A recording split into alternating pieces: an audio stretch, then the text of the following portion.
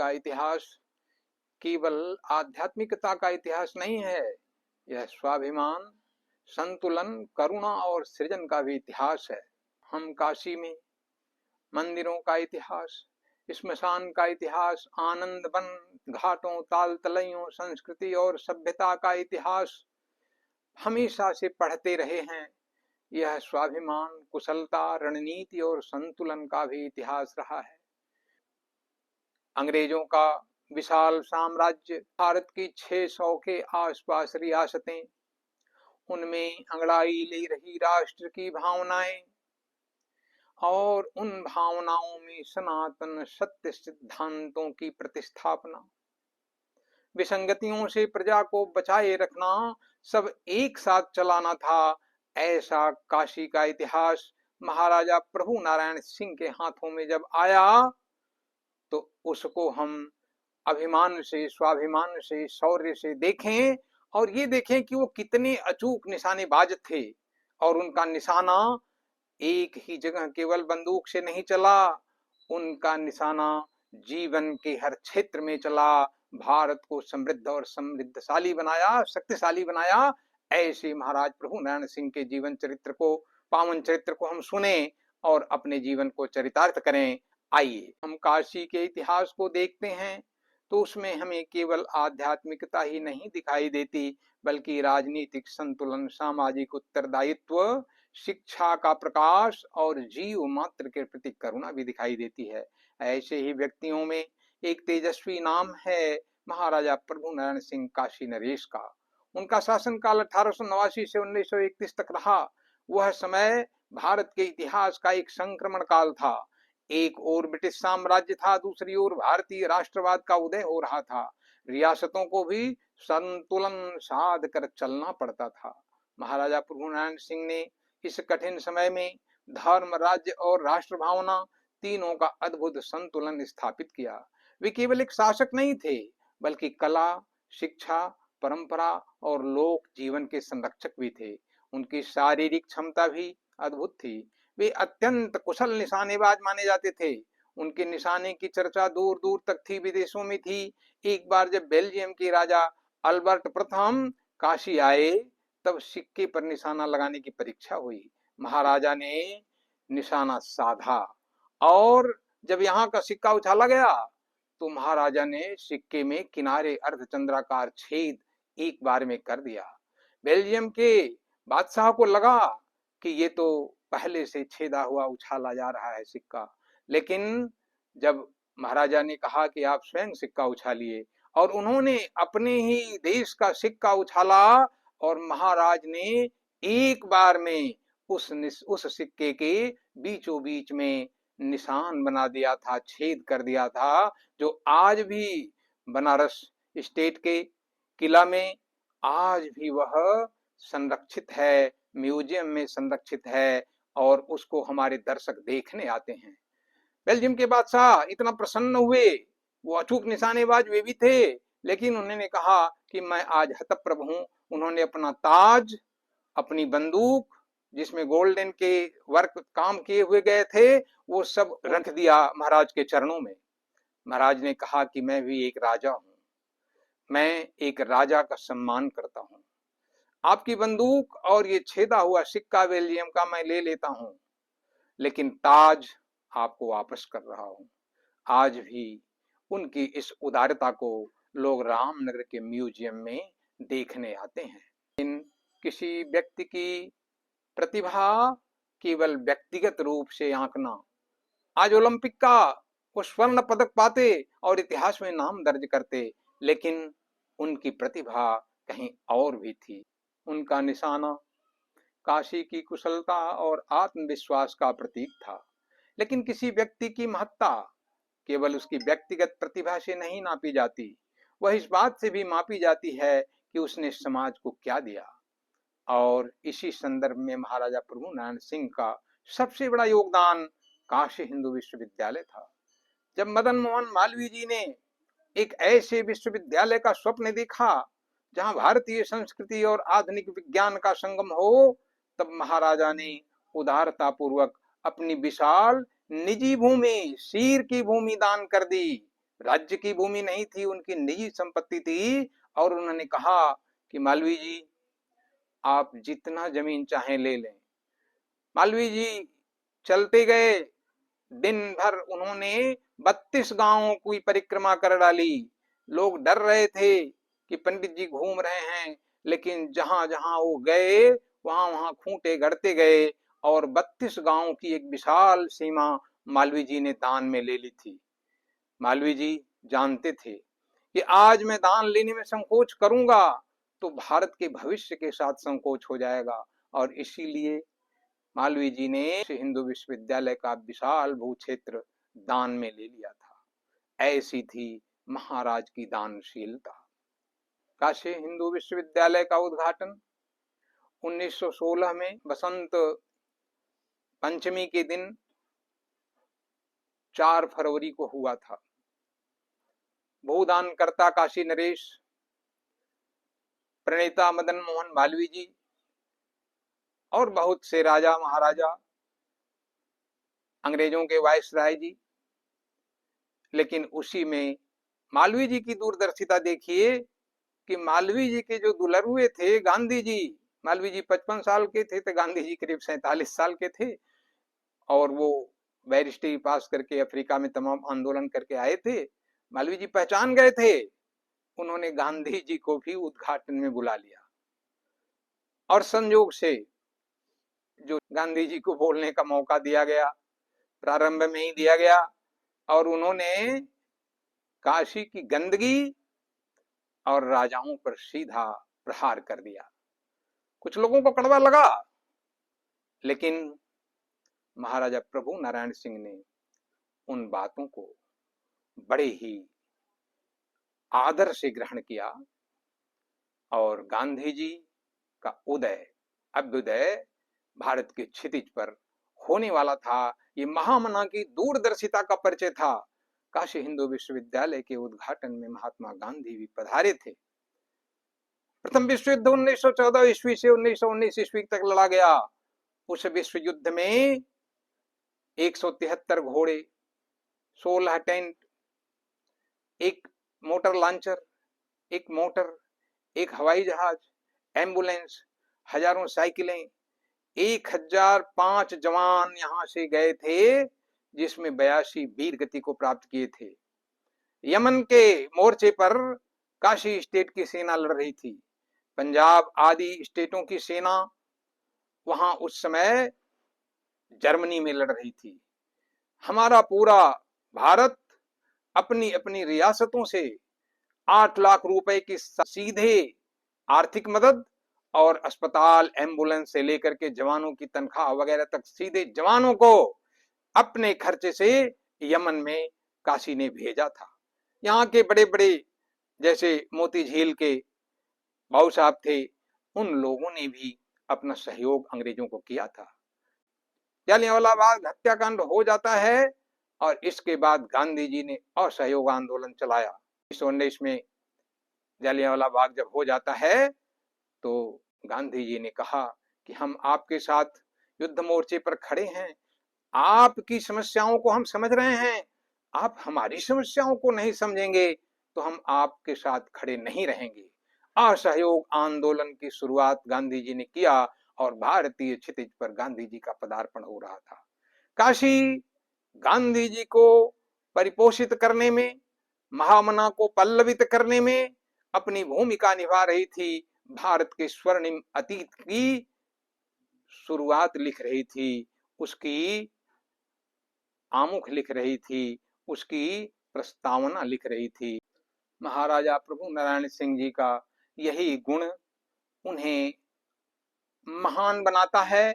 वे परंपरा के संरक्षक भी थे और समय की आवश्यकता को समझने वाले दूरदर्शी शासक थे। किसी भी समाज के लिए यह आवश्यक होता है कि वह आलोचना को भी आत्म मंथन का अवसर बनाए।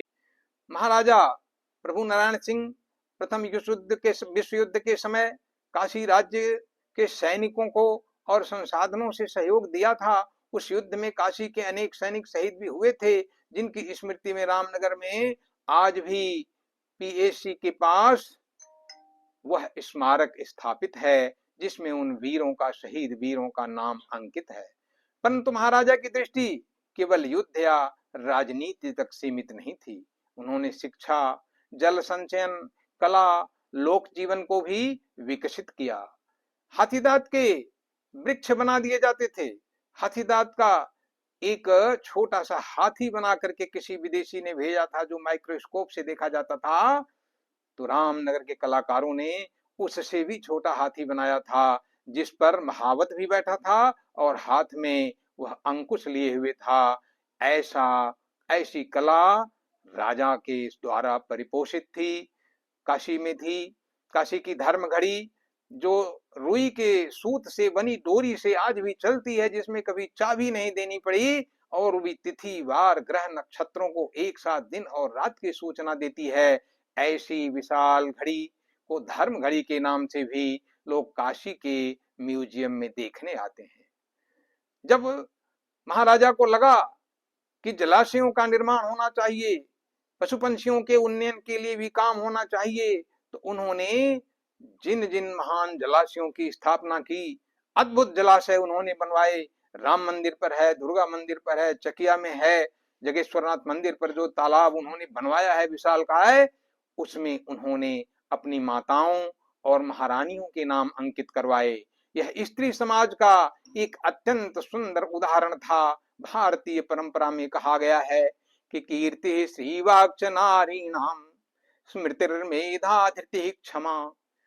भगवान श्री कृष्ण ने गीता में 7 गुणों से स्त्रियों को विभूषित किया है, और उन्हीं 7 गुणों की इज्जत करते हुए महाराजा ने अपने समय में एक भी तालाब या विशालकाय मंदिरों का जो निर्माण करवाया था, उस पर अपना नाम अंकित नहीं कराया।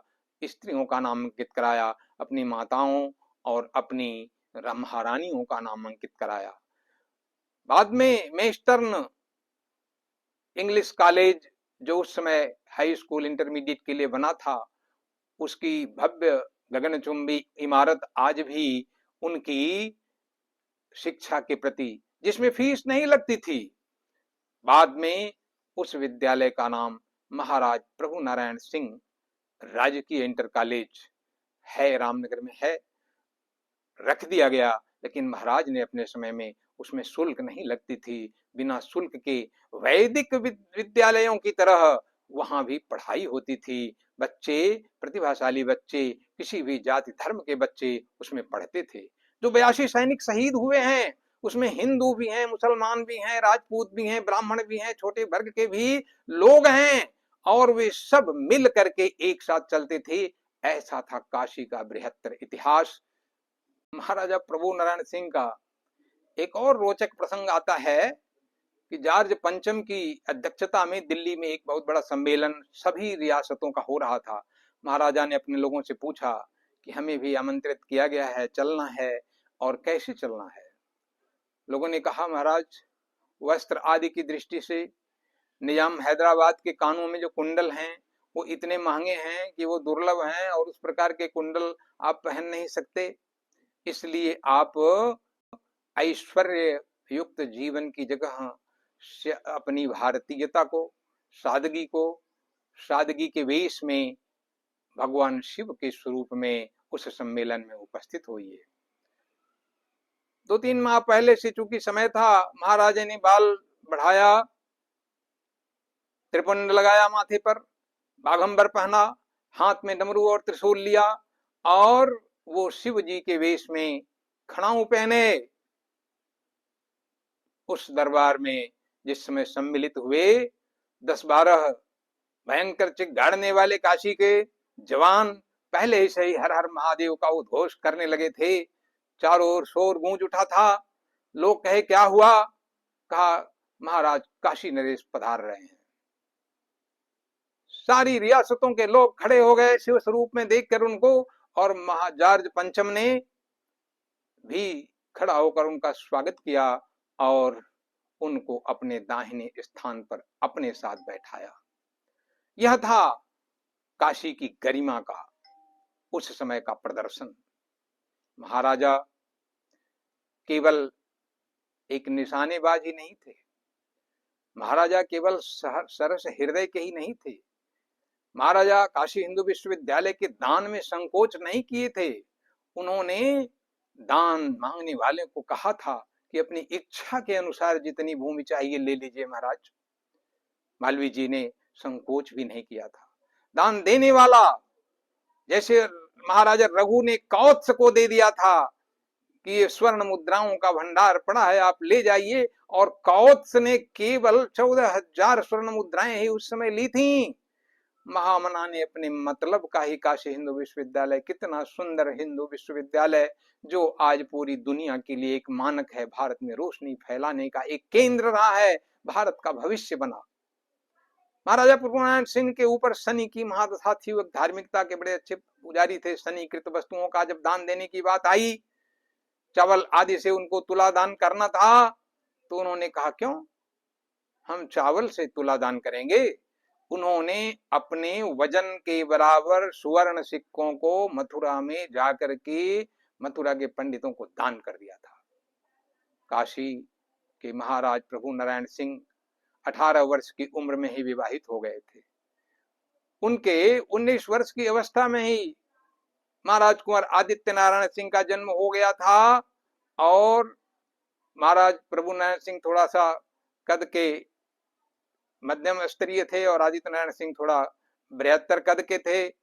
और जब दोनों युवा हुए, एक 30 का हुआ तो एक 11 साल का हुआ, लेकिन लोगों को ऐसा लगता था कि दोनों भाई भाई हैं।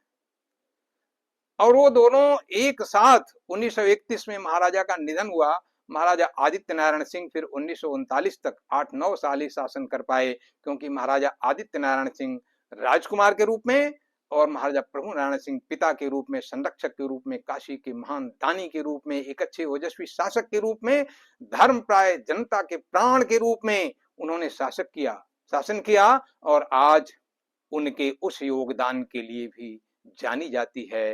लोग महाराजा प्रभु नारायण सिंह के उस निशाने की, उनकी दूरदर्शिता का दर्शन करने काशी के किला में आते हैं। आज का विश्व विज्ञान और तकनीकी में बहुत आगे बढ़ गया है, लेकिन यदि विज्ञान के साथ नैतिकता और करुणा न हो तो वही प्रगति विनाश का कारण भी बन सकती है। आज दुनिया में ऐसे हथियारों पर अरबों खरबों डॉलर खर्च हो रहे हैं जो मानवता को ही नष्ट कर सकते हैं। प्राकृतिक संसाधनों का अत्यधिक दोहन हो रहा है। नदियां, तालाब, वन, पशु पक्षी सब कहीं न कहीं इस असंतुलन का भार झेल रहे हैं।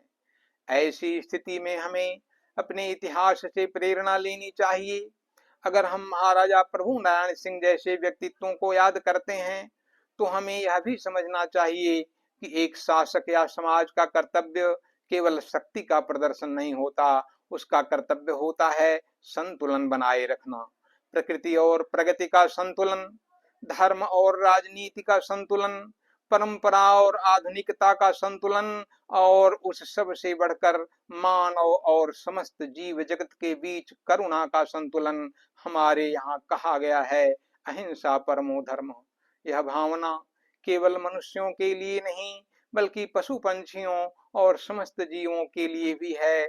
यदि हम अपने आसपास के पशुओं पंछियों के प्रति संवेदनशील हो जाएं, यदि हम प्रकृति को संरक्षित रखें, यदि हम युवाओं को सही वातावरण और प्रोत्साहन देने लगें, तो हमारा समाज एक नई दिशा पा सकता है। युवाओं में अपार प्रतिभा छिपी होती है, उन्हें केवल विश्वास, अवसर और प्रेरणा की आवश्यकता होती है। यदि परिवार, समाज और शिक्षक मिलकर उन्हें उचित वातावरण दें तो वही युवा भविष्य में समाज का मार्गदर्शन कर सकते हैं, और तब भारत के केवल एक नए राष्ट्र का नहीं बल्कि विश्व मानव के लिए प्रेरणा का केंद्र भारत बन सकता है, जहां प्यार हो, स्नेह हो, सह अस्तित्व हो और सृजन की भावना भी हो, जहां विकास हो परंतु प्रकृति के साथ संतुलन भी हो, जहां शक्ति हो परंतु करुणा भी हो। और यही संदेश हमें काशी की परंपरा से मिलता है, राज महाराजाओं से मिलता है। इसीलिए जब हम काशी के इतिहास को स्मरण करते हैं तो हमें यह समझना चाहिए कि काशी केवल मंदिरों और घाटों की नगरी नहीं है, यह स्वाभिमान, कुशलता और संतुलन, करुणा और ज्ञान की शक्ति भी है। यह उसकी नगरी भी है और उसकी नर्सरी भी रही है। और इन सब मूल्यों का एक उज्जवल उदाहरण रहे हैं हमारे महाराजा काशी नरेश जूदेव, प्रभु नारायण सिंह जूदेव। कहा गया है कि राजा प्रजा का पात्र है, वह सिर्फ प्रतिनिधि मात्र है, यदि वह प्रजा पालक नहीं तो त्याज्य है। महाराजा प्रभु नारायण सिंह या काशी के जितने भी महाराजा अभी तक हुए हैं, वे सब जन जन के हृदय वल्लभ थे, हृदय सम्राट थे। हर हर महादेव बोलते समय लोग कलेजा फाड़ देना चाहते थे, इतना प्रेम उमड़ पड़ता था। काशी की रामलीला का संरक्षण, जिसमें आरती के समय आज भी भगवान का क्षण भर के लिए अवतरण होता है और उसे देखने दूर दूर से लोग आते हैं। रामनगर को विश्व क्षितिज पर लाने वाले काशी नरेशों को श्रद्धा विनत होता हुआ आज व्यास काशी से आचार्य रत्नाकर पांडे आप सबको भूरिशा धन्यवाद देता है। आपने चैनल को सुना, हमें अच्छा लगा, आप इसे जन जन तक प्रवाहित करें। काशी के गौरव को जब आप कहीं प्रवाहित करते हैं, कहीं शेयर करते हैं, तो हमारे राष्ट्र के स्वाभिमान को एक बहुत बड़ी मदद मिलती है, हमारा राष्ट्र का स्वाभिमान जागृत होता है। आप सभी लोग संकोच न करें, एक बटन दबाएं और जरूर से इन बातों को, हमारे राजाओं के ऐश्वर्य को जन जन तक पहुंचाएं। धन्यवाद। बाबा विश्वनाथ और माता अन्नपूर्णा की आप पर कृपा मिलती रहे। जय श्री राम।